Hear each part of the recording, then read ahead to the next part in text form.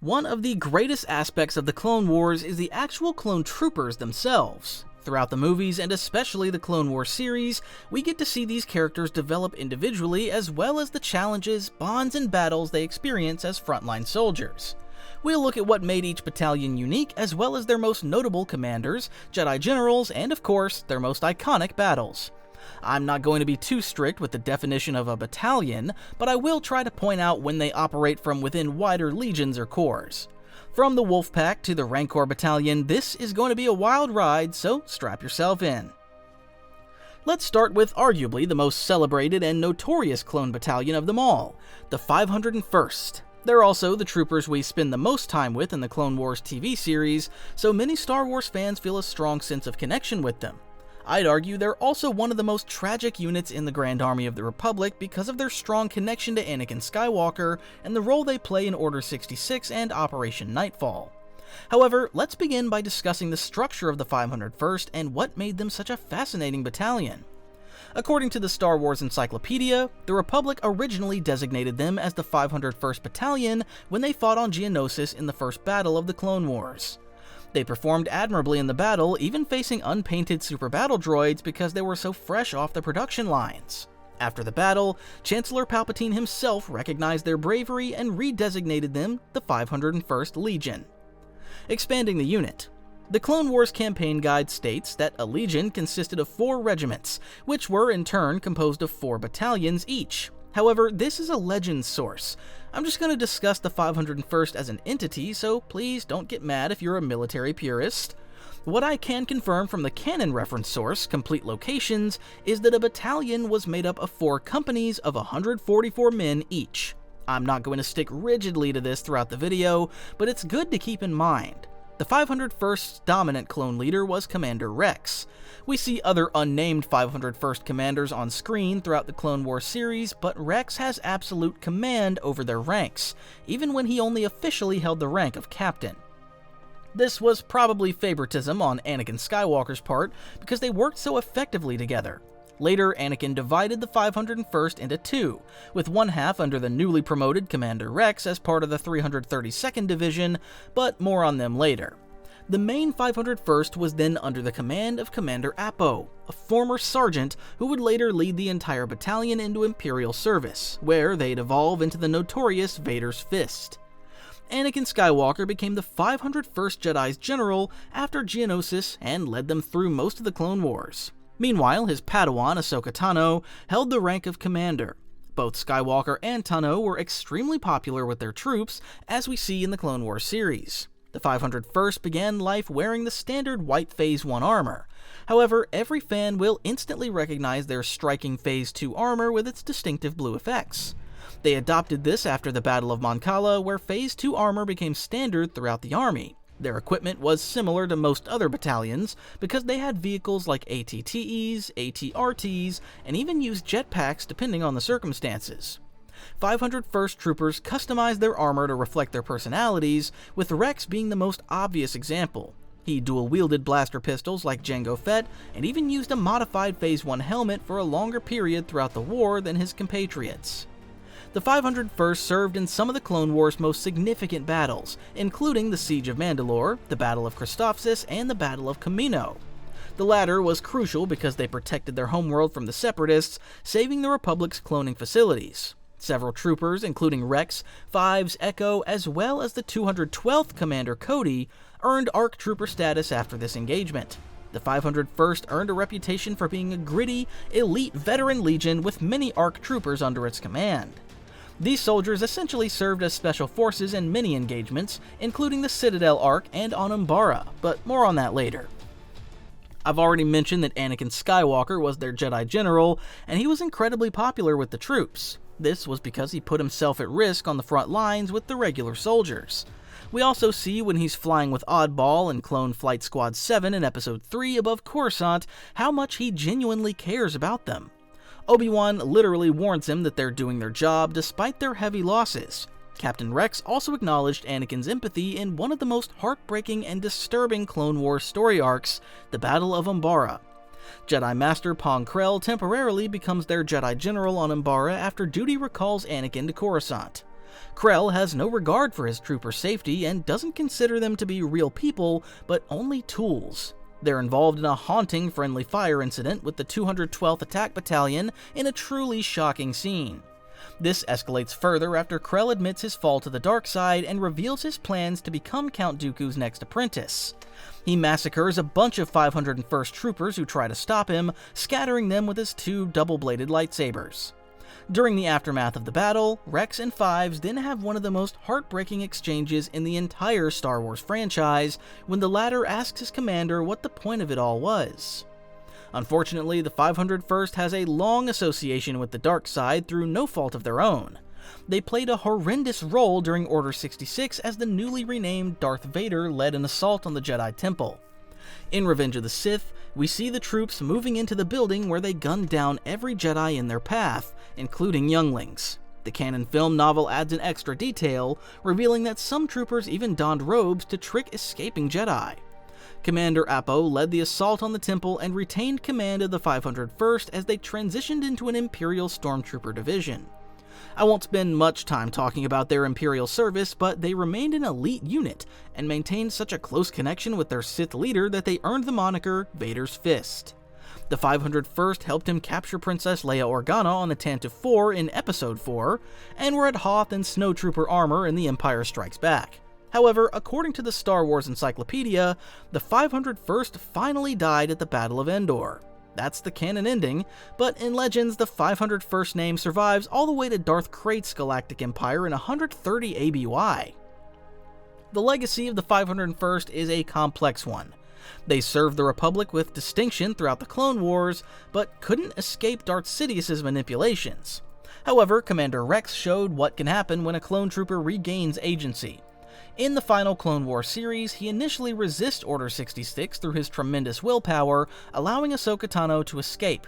Although he eventually succumbs, she later frees him by helping to remove his chip. Rex later joined the crew of the Ghost in Star Wars Rebels before joining the Rebel Alliance, where he fought at the Battle of Endor against his former Legion. Players also control a 501st Trooper in the story mode of the original Star Wars Battlefront 2 game for PS2. Although it's now Legends, it remains mostly consistent with the canon storyline and is definitely worth a run through for nostalgia's sake at least. Now, if you enjoyed these videos, please leave a like and subscribe to help the channel out so I can keep making them. Next, let's move on to General Obi-Wan Kenobi's 7th Sky Corps because they participated in several campaigns alongside the 501st.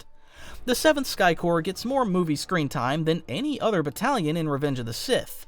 Although they started the war wearing the same standard Phase 1 armor as everyone else, they eventually adopted orange as their battalion colors in Phase 2. Clone Marshal Commander Cody was their clone leader, and he's one of the main reasons why the 7th Sky Corps is many people's favorite battalion. That's primarily because the orange visor he wore to reduce glare gave him instant aura points. Cody was extremely loyal to the Republic and hated wasting clone lives. He was also a brave and inspirational commander who served alongside Obi-Wan Kenobi with distinction. Their conversations often provided some comic relief throughout the Clone Wars series, including when Obi-Wan tells Cody about his experience of being tied to a pole and attacked by monsters at Geonosis. But the 7th Sky Corps was more than just their awesome commander.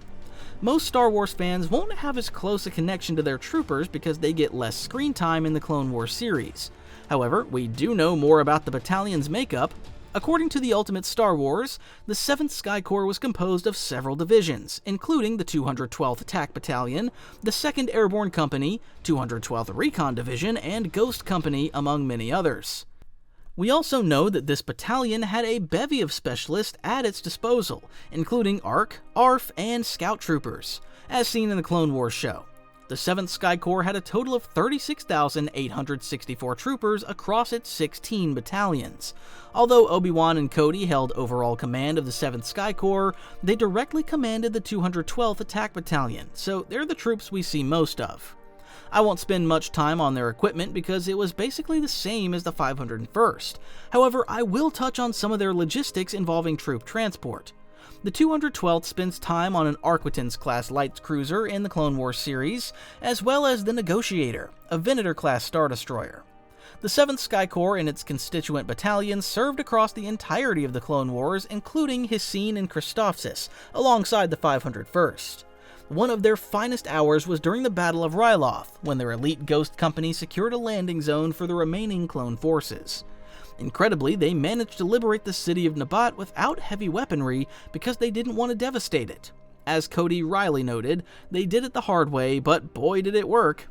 The 7th Sky Corps also fought in the ill-fated Battle of Felucia before having a central role in the Second Battle of Geonosis. The 212th Recon Division fought alongside the 501st Legion, 41st Elite Corps, and other special forces in a ferocious assault.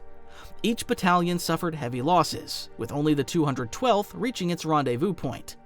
Matters were complicated after the Separatists shot down Obi-Wan's Lat gunship, but he survived. Ultimately, the 212th Recon Division played a leading role in helping to destroy Geonosis' shield generator. Then the 212th Attack Battalion tracked down Separatist leader Archduke Poggle the Lesser and killed the Geonosian Queen. The celebrated 212th Attack Battalion supported Obi-Wan's search for General Grievous. Their first engagement with the fearsome Separatist commander saw Commander Cody and his troops engage him on the Surrogate, a Republic light cruiser. Later, they rescued Captain Wilhuff Tarkin from Lola Sayul, although they failed to save Jedi Master Evan Piel. The 212th were on the other side of that horrendous friendly fire exchange with the 501st on Umbara, resulting in many tragic deaths, including fan-favorite Waxer. However, Utapau was the defining moment for the battalion as it supported Obi-Wan in his battle with General Grievous. Unfortunately, Darth Sidious almost immediately activated Order 66 after this, with the 212th, including Commander Cody, instantly turning on Obi-Wan. There's a funny moment amongst the darkness in the Revenge of the Sith novelization. Cody complains that they could have told him before he returned Obi-Wan's lightsaber. Maybe it was respect for his former general's abilities that caused Cody to order an ATTE to fire on his old friend. Obviously, Obi-Wan survives, but it's still a gut punch to see the betrayal go down. The 212th served the Empire after the war and helped put down a Wookiee revolt on Kashyyyk. There isn't much information in canon or legends about what happened to the 7th Sky Corps as an entity after the fall of the Republic. Technically, the 332nd Division was part of the 501st, but they did enough for us to treat them as their own separate entity. As I already mentioned, Anakin Skywalker created the division, which he placed under the command of Captain Rex and his Padawan Ahsoka Tano. The Clone Wars series heavily implies that Skywalker wanted to give Ahsoka permanent command of her own troopers when she became a fully fledged Jedi Knight. Ultimately, this didn't happen, and she leaves the Jedi Order because she feels disillusioned and betrayed. The 332nd mostly wore regular 501st armor with their standard blue details, although some continued wearing plain white clone trooper armor. However, many of the division's troopers added one awesome customization when Ahsoka joined the unit in an advisory role. They decorated their helmets with orange paint to mimic the Togruta facial markings, giving the unit a distinct appearance. Nonetheless, it was a beautiful tribute that became bitter when they began hunting her down after Order 66. The clones also continued to call Tenno Commander even though she wasn't an official member of the Republic military. Rex and the 332nd led the assault on Mandalore against Darth Maul's puppet regime. That's where they allied themselves with the Mandalorian Resistance, including Bo-Katan, a character we see more of in the Mandalorian series. There isn't a Star Wars fan out there who doesn't love watching Mandalorians fight, so these were some of the coolest battle scenes in the Clone Wars series, with many of the clone troopers also wearing jetpacks. Tano became isolated from her unit, and they suffered heavy losses without her presence. Eventually, they regrouped and pursued the Shadow Collective into the Undercity, where the 332nd lost Captain Vaughn and several other troopers. I won't describe the entire battle because you can just watch the series, but it's a grueling and brutal engagement. Instead, let's move on to the fate of the 332nd because it's a tragic one. Things didn't go well for the division after Order 66. They were on board the Tribunal, a Venator Star Destroyer, when Palpatine issued the fateful command. Ahsoka successfully isolated Rex and removed his behavioral chip, so he joined her attempt to escape. Captain Jesse took command of the 332nd in his place. Sadly, the 332nd identified Rex as a traitor, and a firefight broke out with the former loyal comrades shooting at each other. Tano and Rex escaped before the ship went down in the chaos, killing all the members of the 332nd. It was a tragic ending to their division's short existence, and one they didn't deserve. Later, we see how Ahsoka and Rex recovered their fallen comrades and buried them. They used the troopers' helmets as markers above their resting places in an emotional tribute to the men they fought beside. There was no malice on Ahsoka's or Rex's side, only deep sadness for the unfairness of the situation. Led by fan favorite Aayla Secura, the 327th Star Corps was another tragic clone force with a proud and bitter history. They're also interesting because there are some deviations in their records between canon and legends. Let's start with their equipment and overall aesthetic compared to other clone divisions. Firstly, they opted for marigold yellow markings on their armor, whilst almost all of their troops added pauldrons and kamas, as we see in Episode 3. Kamas are basically heavy skirts that add extra protection to the legs. Usually they're a feature with clone commandos and commanders, but they became standard kit for the 327th. Meanwhile, Commander Bly, their leading clone officer, wore distinctive macro binoculars on his helmet that helped him to stand out. It's a rule that every clone commander must have an awesome look, and Bly Carey's is no exception. Meanwhile, Bly and General Secura had a very trusting relationship after serving together for many years. According to Star Wars Character Encyclopedia, Bly respected her because she didn't allow her feelings to interfere with the execution of her orders. Unfortunately, he would be equally clinical in dispatching Order 66 in Revenge of the Sith. Bly and his troopers shot Secura in the back on Felucia before she had any chance to respond. We see in Episode 3 that they continued firing into her body even after she's clearly dead. Whether this was to prove their loyalty to the Republic or to ensure her demise, it's difficult to say. We mostly associate the 327th with Felucia because that's where their final mission of the Clone Wars took place. This tropical world was home to many poisonous plants and vicious monsters, including the ferocious Acklay. The Essential Guide to Alien Species states that the Acklay wasn't actually native to this humid jungle world. That text is no longer canon, but it's a fascinating side note. The 327th was actually involved in the Third Battle of Felucia, with their main objective being to capture the Separatist leader Shu Mai. In Revenge of the Sith, we can see that they have a range of weapons and vehicles at their disposal, including at least one AT-TE, several AT-APs and APOTs, as well as infantry support platforms. These support vehicles help them to patrol Felucia's dangerous terrain. In Battlefront 2, the narrator describes Felucia as a beautiful but deadly world. Sadly, that was the case for many troopers who met their demise there, as well as their Jedi Master General. The 327th sums up the tragedy of the Clone Wars. Ultimately, one being, Darth Sidious, manipulated two factions against each other at the cost of millions of lives in a ludicrous act of evil. One of the 327th's earliest canon missions was on Eskander in perhaps the most unusual Star Wars medium yet. You can listen to this adventure in the 2019 audiobook Choose Your Destiny, A Clone Wars Mission. Jedi Master Quinlan Vos discovered evidence of a new Separatist droid prototype, so the Republic sent Secura and the 327th Sky Corps to investigate. Commander Bly suffered an injury early in the mission, so another unnamed clone steps up in his place. This clone is the focus of the story and investigates the Separatist base, where he discovers Asajj Ventress interrogating Aayla Secura. He rescues Secura, and they escape to safety. The troops were wearing Phase 1 armor at this point because it was near the start of the Clone Wars. The 327th found themselves under the cosh at the Battle of Quell in the Clone Wars series. They were on board 3 Venator-class Star Destroyers when they came under heavy Separatist attack. The battalion suffered crushing losses, with only Secura's Star Destroyer, the Liberty, surviving. Eventually, Anakin Skywalker and the 501st came to their aid as super battle droids boarded the Liberty. Skywalker suffered critical injuries during the escape on a Consular-class cruiser. The surviving 327th and some members of the 501st and their Jedi commanders crash-landed on the planet, where they faced a desperate scramble to hide and survive. They eventually escaped this encounter, and the 327th returned to liberate it from Separatist control. As a side note, the Reversal of Fortune webstrip series has a brief storyline where the battalion and Aayla Secura fight on Seleucami. However, this is no longer canon. There, they fought against the Morgukai forces, who, if you remember from the Old Republic game, had a reputation for being Jedi killers. On this now Legends mission, they were in pursuit of Separatist leader Shu Mai again. The 327th had a string of successes across the planet, although they ultimately failed to capture her. The Guide to the Grand Army of the Republic, another Legend source, says that the Star Corps also had engagements on Dromund Kaas, Anzat, and the Nogri planet of Honoghr. Let's wrap up the history of the 327th Sky Corps by discussing their legacy and what happened to them after the Clone Wars. If you're hoping for a happy ending, well, I'm sorry, there isn't really one. We know for sure that Darth Vader used Commander Bly to help capture at least 2 surviving Padawans after Order 66 because of his clone experience with the Jedi. Meanwhile, the Star Wars Bust Collection informs us that the Bly continued Imperial service, chasing Force users across the galaxy. It's not confirmed in canon that the 327th Sky Corps transitioned into an Imperial battalion, but it's very likely.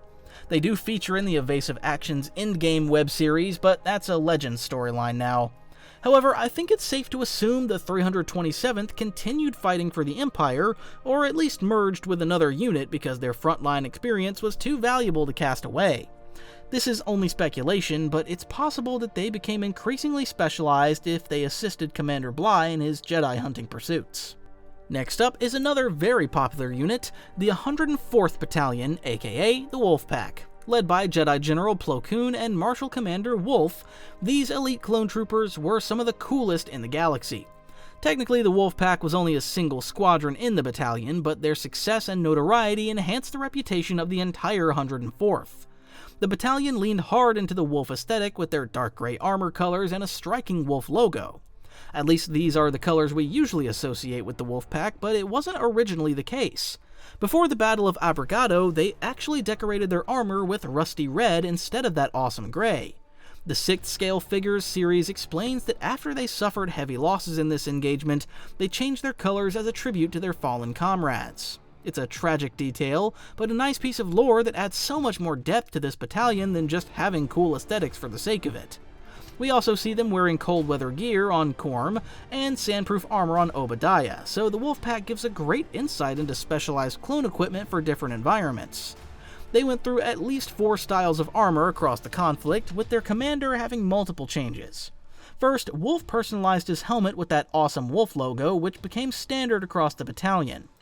Later in the Clone Wars, he opted for simple gray stripes in a cleaner look. Like many fellow clone commanders, he carried a pair of blaster pistols, but occasionally carried other weapons, including a missile launcher.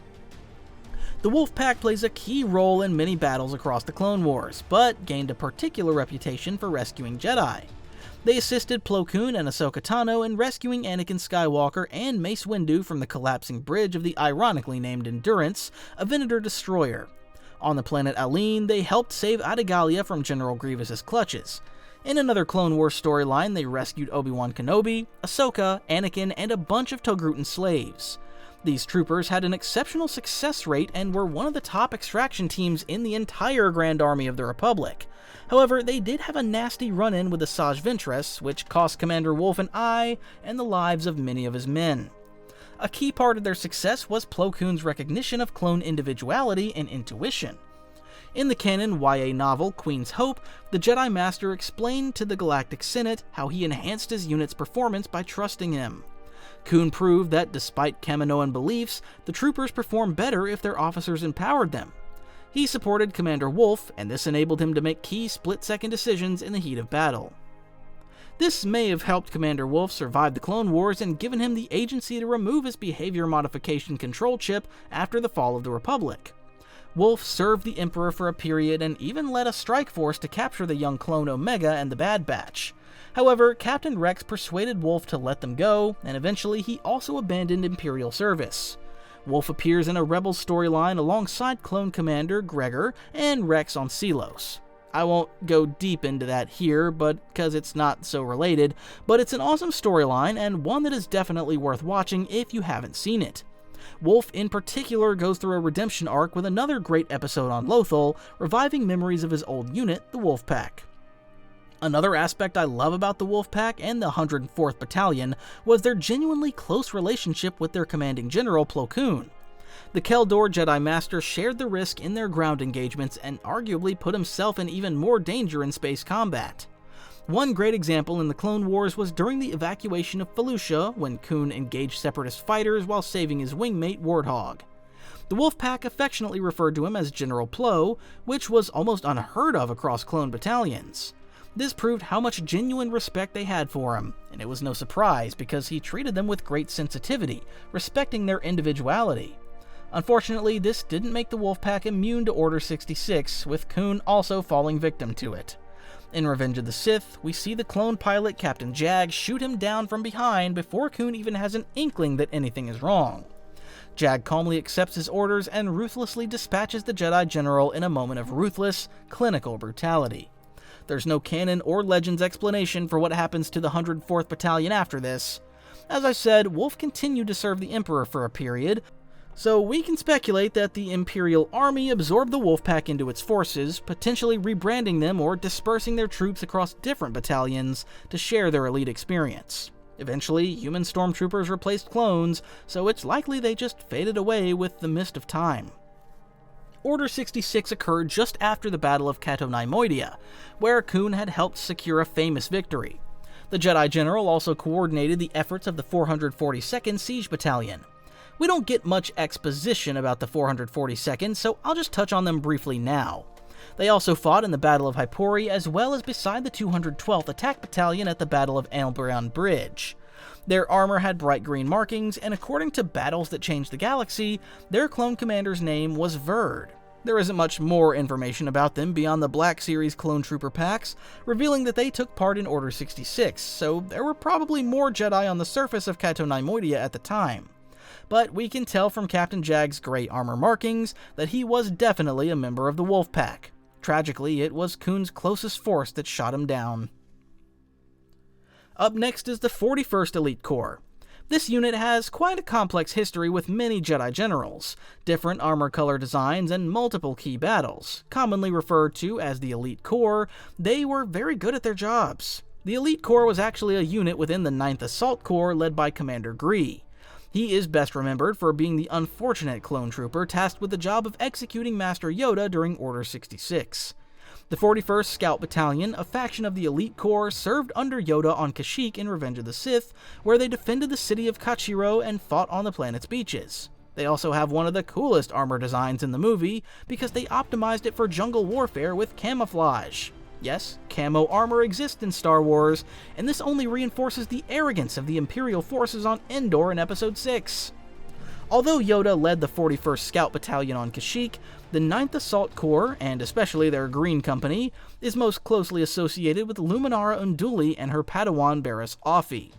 One of their earliest engagements was on Rhodia, where Green Company captured Trade Federation leader Newt Gunray. However, a separatist strike force led by Asajj Ventress successfully boarded the ship and rescued the Neimoidian Viceroy with the aid of the Republic traitor Pharaoh Argius. That deal didn't go too well for Argius because he found himself on the wrong side of a lightsaber, but it was also a tough defeat for the 41st and Unduli. The Elite Corps also took part in the Second Battle of Geonosis, earning a victory. However, Separatists captured Unduli during the cleanup as she searched for Archduke Poggle the Lesser. Fortunately, this time, Republic forces saved her again. The 41st Rangers Corps was another subunit of the Elite Corps that fought directly under Master Unduli, most notably on Kashyyyk. Their forces included ARF troopers on AT-RTs with modified Phase 2 armor. In Episode 3, we see that their helmets have extra side flaps while they painted their armor muddy green to match the terrain. The Star Wars Helmet Collection also explains that they had a special communications array to assist with their patrols. Ranger Corps clone specialists also had detachable macro binoculars and rangefinders. This awesome unit became official in the 2017 Star Wars Battlefront 2 game, and later the Complete Vehicles reference book retconned them as the AT-RT drivers on Kashyyyk in Revenge of the Sith. I don't think anybody's complaining that we know more about the Rangers. Most of us just wish that we could get more Clone Wars action focusing on all these cool units. Commander Doom's unit was another faction of the 41st Elite Corps. He fought alongside the Mikian twin Jedi, Tiplar and Tiplee, at the Battle of Ringo Vada. Doom and his men faced advancing separatists on the space station around the planet. Interestingly, the clone troopers carried M3 Bulwark blast shields and Z6 rotary cannons. According to the Star Wars Encyclopedia, every clone trooper underwent training with the Z6. However, its weight meant that only heavy weapon specialists regularly used it in battle because it drastically slowed troopers down. Doom's unit suffered heavy losses, with Tiplar losing her life in front of her sister in the Clone Wars episode. Eventually, Anakin Skywalker and the mighty 501st relieved them with their crucial support, turning the tide of the battle. The 41st appears to be one of the most expansive Star Wars Corps because there are many subunits. The Sarlacc Battalions were another 2 formations that operated within the Elite Corps in the Legends Republic Commando series under Jedi Vasga and Commander Gree. They took heavy losses on the planet Dinlo before their extraction by the Fearless, an Acclamator-class assault ship. Before we move on from the Elite Corps, there's one more sub-battalion that I want to look at. Led by Clone Commander Gray, this unnamed division fought under Master Depa Billaba and her Padawan Caleb Dume. They served on Cardoa, Megiddo, and fatefully on Kaller. If you read your Legends novels, you'll know that Depa Billaba is one of several Jedi with retconned endings. The official version now is that her clone troopers turned on her during Order 66. The Kanan comic book series explains that she fought to buy time for Caleb to flee into the undergrowth. Of course, he'd change his identity to Kanan Jarrus and become one of the heroes of Star Wars Rebels. Like the regular Elite Corps, this unnamed battalion also customized its armor with light green markings. This was the Elite Corps' primary distinctive color, although they occasionally used gray too. The 91st Mobile Reconnaissance Corps, or 91st Recon for short, were another elite clone force consisting of 16 regiments, including the famous Lightning Squadron. Most of the storylines we see involving the 91st Recon involve this group of ARC troopers. They don't get the same appreciation as the 212th or 501st, but they were extremely effective in their own right. Let's start off with their clone commanders because they have a couple throughout the war. They began with the unfortunate Commander Pons, who fought at the First Battle of Geonosis, accompanying Master Mace Windu with 5 commando units. We actually see him on screen in Attack of the Clones, albeit in Phase 1 armor with the old yellow commander markings. Pons is an interesting case study because he actually didn't receive Jedi liaison training before working with Windu. However, according to the Star Wars Encyclopedia, his efforts on the field were enough to convince Windu that he was trustworthy. Star Wars on the Front Lines explains that he became an expert in military reconnaissance and personally commanded Lightning Squadron. Pons was the 91st Recon commanding officer during the Battle of Ryloth. Lightning Squadron saved Republic forces from a Separatist ambush on their approach to Lesu City, the Twi'lek capital. They also played a key role in helping Windu capture Separatist leader Wat Tambor on Malastare. The Separatists initially enjoyed a victory before the Republic controversially used an electro-proton bomb to deactivate the droid army. This was a turning point for the 91st Recon because they soon lost Commander Pons. The bounty hunter Aurra Sing executed him after infiltrating the Endurance, a Venator Star Destroyer, with the help of a young Boba Fett. Pons' replacement was arguably the coldest clone commander of them all, Neo. The Star Wars Character Encyclopedia says that he was disturbingly ruthless in battle, which separates him from many of his compatriots. Neo also had a tattoo running down his face with his designation, CC-8826. He wore a modified variant of the Phase 2 Bark Trooper armor with a command belt to display his rank. Neo adorned his armor with the 91st Recon's iconic symbol, a blood-red circle with a white spear-like stripe down the center. It's very effective and somewhat reminiscent of a Japanese flag in the real world. The design also reflects how they fight with directness and speed, piercing enemy lines before moving on. The 91st Recon worked with several Jedi throughout the Clone Wars. Windu and Adigalia were the most notable, but Stas Ali and Oppo Rancisis briefly served with them. Ali infamously lost her life during Order 66 when Neo shot her from behind on his speeder bike on Seleucami. After the end of the war, the battalion merged into the new Imperial Army, which is no surprise because of their experience and effectiveness. Let's take a break away from conventional battlefield units and look at one of the most unique clone corps in the Republic military. The Coruscant Guard is one of the most aesthetically striking divisions because of their red and white armor. They were also one of the only units that didn't follow a Jedi General. Instead, they reported directly to Supreme Chancellor Palpatine and gradually supplanted the Republic Guard as the key security force on Coruscant. The Revenge of the Sith visual guide explains that their primary role was to protect government buildings and critical infrastructure. However, as Palpatine consolidated power, they became more visible and served as military police. They escorted politicians on diplomatic missions and conducted hostage rescue missions, as we see in the Clone Wars series, when they came to Padme Amidala's aid in Zero's nightclub. Their presence on Coruscant meant that they also had a central role during Order 66. Coruscant's Guard shock troopers traveled to Ragosa with Yoda to meet the Toydarian King Katunko and fought bravely against Dooku and Asajj Ventress's forces. The Coruscant Guard had key roles during the Senate hostage crisis when Cad Bane extorted Palpatine and Senator Orn Free-Taa to free the captive Zira the Hutt. They arrested Ahsoka Tano when Barriss Offee framed her for killing the whistleblower Letta Termund in one of the darkest Clone Wars storylines. After Tano's inevitable escape, the Coruscant Guard pursued her through Coruscant's seedy underworld. They engaged in a firefight with Tano and Asajj Ventress, with the Dark Jedi slicing through their lightsabers. However, Tano refused to let Ventress kill them, so they survived the encounter. Unfortunately, Clone Commander Thorn wasn't so lucky in an engagement on the planet Scipio. He escorted Padme to a meeting with the Separatists, who inevitably betrayed him. Thorn had one of the most epic last stands in the entire Clone Wars, firing his rotary blaster cannon until it ran dry. Then he brandished it as a melee weapon, smashing super battle droids until they eventually overwhelmed him. The Coruscant Guard had various officers and subunits with special roles. Sergeant Hound was a mastiff handler who led their Grizzer troopers. Hound was on the ground when the Guard hunted for Ahsoka Tano and almost cornered the young Jedi. He wore ARF trooper armor and has a Grizzer symbol on his left shoulder pad. Clone Commander Stone led Jar Jar Binks' security detail on Florum, although authority defaulted to the Gungan Senator after a pirate attack. Similar to Commander Neo, Stone also had a facial tattoo. However, the most important officer in the Coruscant Guard was their leader, Commander Fox. He was unquestionably loyal to the Republic and, in particular, to Emperor Palpatine. Unfortunately, this put him on the wrong side of several key Clone Wars encounters. He shot poor Fives in a firefight after the former 501st Trooper uncovered the truth of a conspiracy against the Jedi. He also ordered the Guard to fire on Ahsoka Tano, although they failed to kill her. I've already mentioned how they played a key role in Order 66. Jocasta Nu used the Force to manipulate her way past them when she infiltrated the Jedi Temple to secure vital information, although ultimately Darth Vader captured her. We also see the Coruscant Guard pursuing Jedi Kelleran Beck and Grogu in The Mandalorian.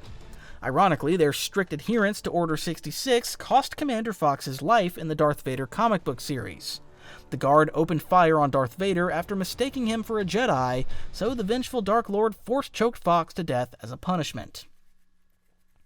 Next up, I'm going to talk about two of Mace Windu's most famous units, the 187th Legion and the 187th Battalion. Somewhat confusingly, they share the same designation, but it seems like they were separate entities, wearing different colored armor. Let's start with the more celebrated Legion, because they were an elite force that enjoyed a close association with the Jedi Master.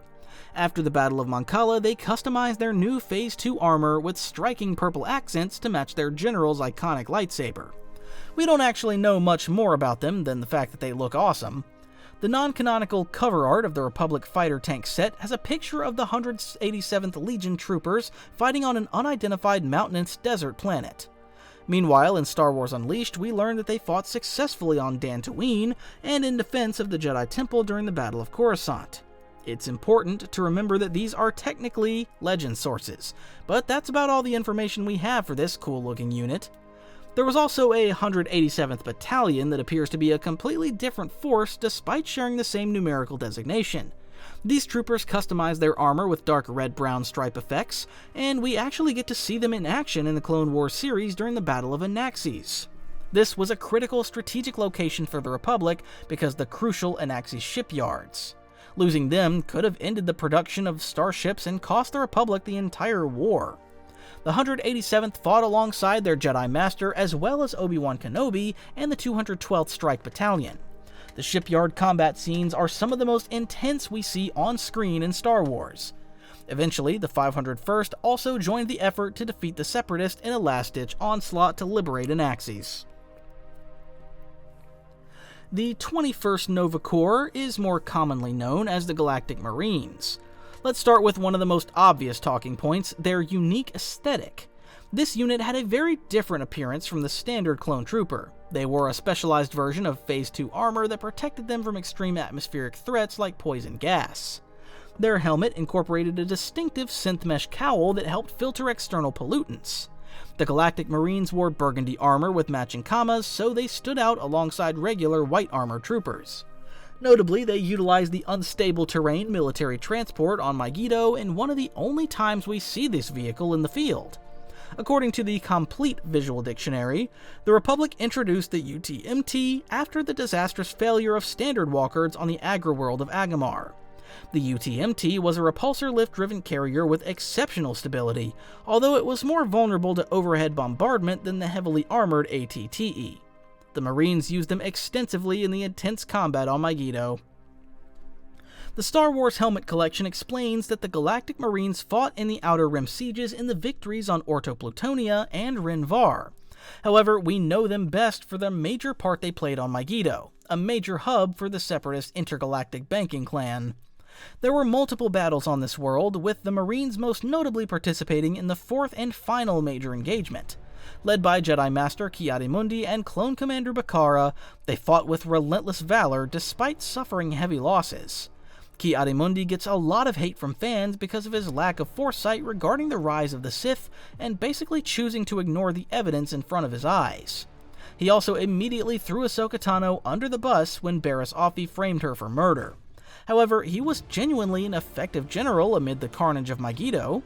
This could have turned into a major disaster for the Republic, but the Syrian Jedi's calm logic and tight discipline held the line. Mundi also overcame an initially tense relationship with Commander Bakara.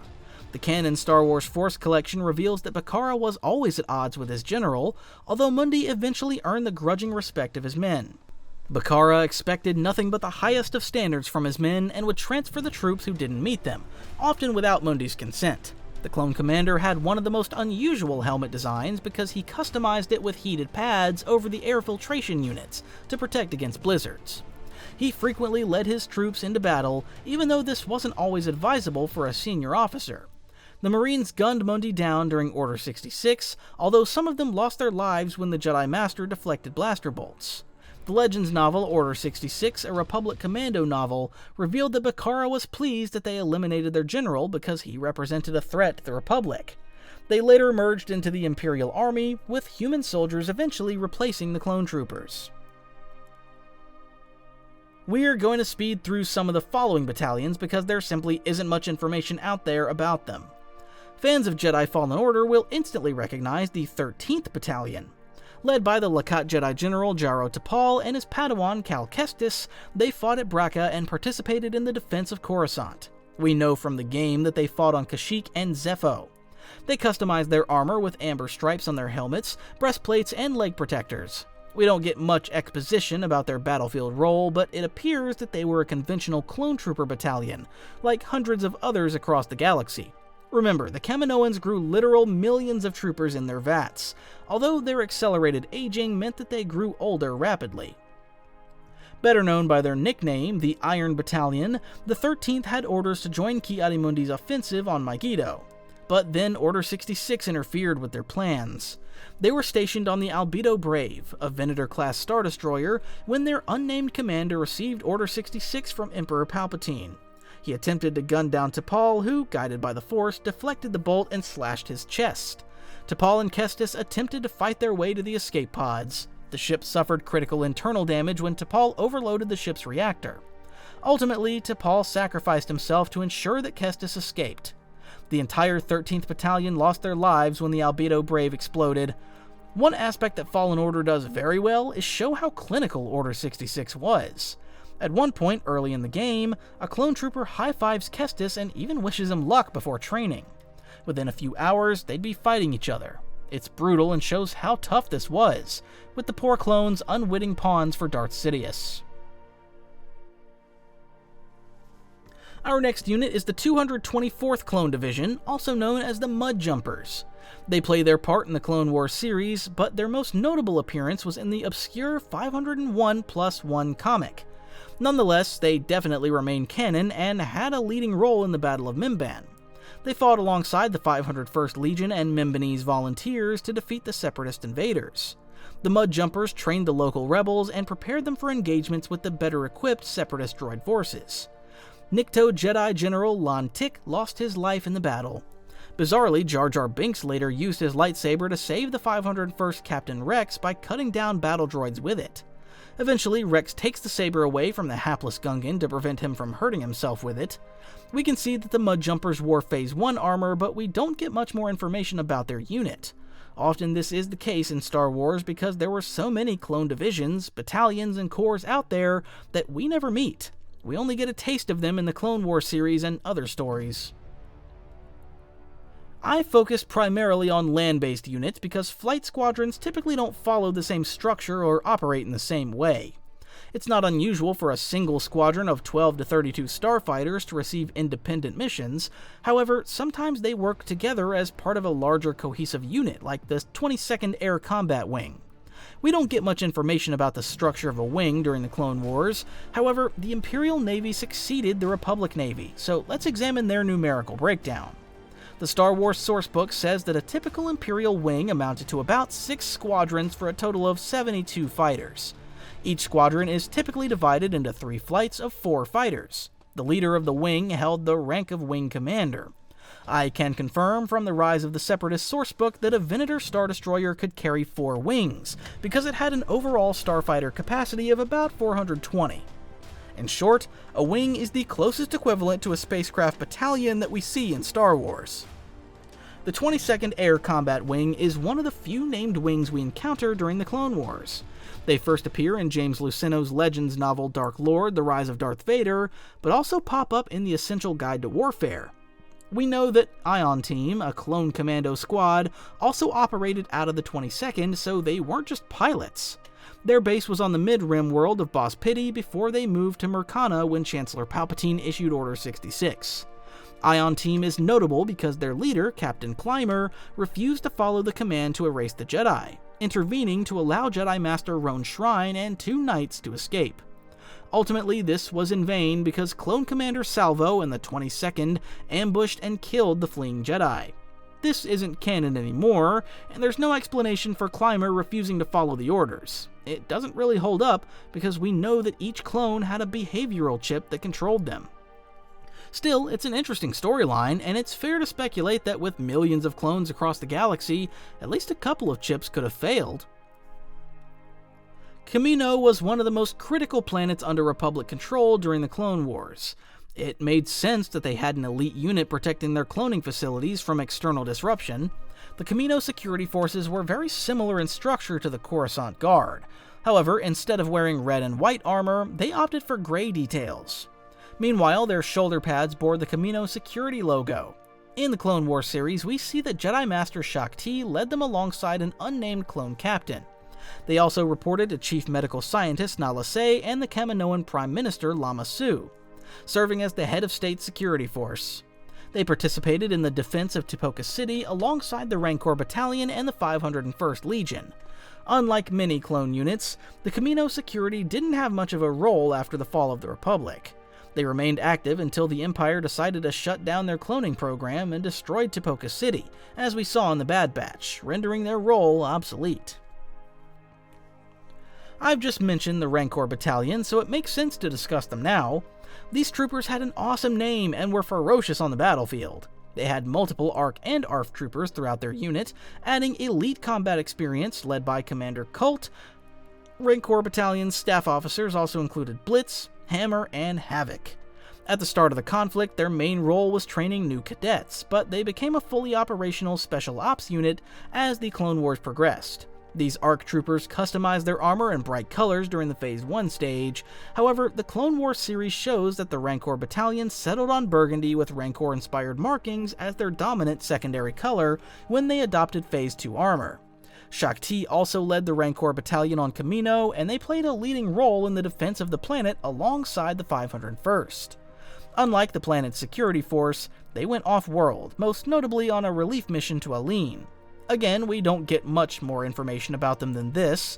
They're one of those clone units whose mystique is boosted by their relative lack of screen time. A cool nickname and an awesome aesthetic will definitely do that. Next up is the 9th Engineering Battalion. There's barely anything about their Clone Wars service in canon, except that they existed before assimilating into Imperial service. Engineering battalions provided key logistics support during military engagements. They worked in the construction of infrastructure like bases, field hospitals, and weapons installations. Some also designed starships and advanced technology. It's unclear what the 9th Engineering Battalion specialty was, but we know that they had a terrible legacy. They pop up in the adventure book Friends Like These during the Imperial era. The human engineer Lyra Hardin deserted the battalion after the massacre of Rampa 1. That's all I've got about them. Nonetheless, it's interesting to know that they existed, and important to remember that the Grand Army of the Republic required these supporting logistical battalions like any real or fictional military force. Aqua Troopers were some of the most interesting soldiers in the Clone Wars. I've tried not to separate types of troopers by classification too much in this video. The reality is that each Legion, Corps, and Regiment had many different types of soldiers, from regular troopers to ARC, ARF, and Scout Troopers. However, Scuba Troopers are an exception because they exist as a separate entity. We see them a couple times throughout the conflict without much information on their backgrounds. The first time we meet them is in the original Clone Wars series, so it's no longer canon. A shirtless Kit Fisto led the defense of Mon Calamari with his legion of Scuba Troopers. Fisto and his men destroyed a Quarren heavy cannon and liberated the planet from Separatist clutches. It made sense that the Nautolan Jedi worked with such a specialized underwater unit, but we never received a numerical designation. Fisto and his Scuba Troopers had another adventure in the 2011 Star Wars Annual on Rhodia when they investigated a disturbance in the ocean. Fisto's canon missions with the Scuba Troopers began when the Separatists attacked Mon Calamari again in Dave Filoni's Clone Wars TV show. They faced the Confederacy's Aqua Droids and took heavy losses before a Gungan army reinforced them from Naboo, turning the tide of the battle. Unsurprisingly, this unit underwent different training from regular clone troopers, training in Kamino's turbulent oceans. They obviously had unique equipment too, although they also had Phase 1 and Phase 2 armor as the war progressed. The Collapse of the Republic sourcebook explains that they wore clone dive armor. Their helmets included an oxygen mask, while they carried a scuba backpack and used propulsion jets to increase their mobility in the water. Meanwhile, they didn't carry blasters like standard troopers. Instead, they primarily used the DC-12U beam rifle because it was suitable for underwater environments. This came with an inbuilt glow rod to provide crucial light in the gloomy darkness of the ocean's depths. Some Aqua Troopers used the one-man submersible Devilfish sub, a type of underwater propulsion system with a maximum speed of 40 kilometers an hour. The Devilfish was suitable for recon missions and had dual blaster cannons. Clone Commander Monk is the only Aqua officer we meet during the Clone Wars series. He served with Kit Fisto against Rift Tamsin and his Separatist allies. At one point, the Confederates captured him and several of his unit on Mon Calamari before the Jedi Master rescued him. He wore standard clone scuba armor with olive markings as well as eel emblems across his helmet. Monk was a brave leader, fighting beside Akbar and Mon Cala Prince Lee Char at various points in the conflict. That's pretty much all we know about this fascinating unit. Unusually, we don't have more information, given their relatively big storyline in the Clone Wars series and the sheer weight of reference books out there. Now, I'm going to fly through a bunch of different special operations units that we either don't really know much about, or that existed outside of the conventional Republic military structure. All of these are canon battalions and units, but I'll look at some of their Legends equivalents next. First up is Jet's Battalion, who fought at the Second Battle of Geonosis. Led by Commander Jet, they were a special battalion of clone flame troopers and elite ARC troopers. They found themselves under the command of Ki-Adi-Mundi on Geonosis, fighting the locals in the planet's cave systems. The close combat scenes in the TV show were reminiscent of World War II trench warfare. Jet and his men wore awesome orange and gray Phase 1 armor with ARC helmets. Some of Jet's battalion also fought under Anakin Skywalker on Christophsis. These guys are amazing, and it's a shame we don't get more of them. Next up is the semi-canon 5th Fleet Security. These troopers are a little trickier to analyze because they definitely existed, but their background is no longer clear. They began life as concept art for the Revenge of the Sith and became official toy figures in Hasbro's Star Wars The Saga collection. The packaging explained their background as a security force on the Republic fleet's warships during the Clone Wars. This hasn't been confirmed in the new canon, but nobody seems to be disputing it either. Their Phase 2 armor included diagonal navy blue pinstripes to show their affiliation, and that's all I've got on them. If you know more, please share in the comments. Then there are a bunch of other random units that fought under various Jedi throughout the Clone Wars. Heathcote's Horn Company faced General Grievous and his droid forces on the Steadfast, a Venator's destroyer. Their Phase 1 armor had sand green markings, but we don't know much more about the structure or history of the battalion. Meanwhile, the Special Operations Brigade provided the Republic Army with elite clone commandos like Delta Squad and Clone Force 99, aka the Bad Batch. However, these troopers didn't fight under standard conventions. Instead, they operated in small Special Forces squads of between 4 and 10 troopers on dangerous extraction or precision missions. The Special Operations Brigade worked in tandem with the Jedi and standard regiments. Although their troopers have awesome appearances, with many wearing Katarn-class armor, we don't actually have much information about their overall command structure in canon. However, as a Black Ops unit, this seems appropriate. Maybe there are some things that we're just not meant to know. Finally, I want to wrap this video up by running through some of the most random battalions that we encounter in the Legends continuity. Some of these are pretty standard and are basically just unit names with no exposition. Others are insane, and it's pretty obvious why they aren't part of the new canon. I'm talking about the likes of the Lancer Battalion, who feature in an episode of the original Clone Wars series. These clones rode Aerotech 105K Lancer bikes and carried Verpine power lances. The Republic deployed them during the Battle of Munalinst against the Separatist IG Lancer combat droids.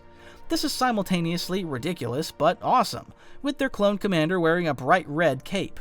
It works in the animated series, but I don't think it would translate well to live action.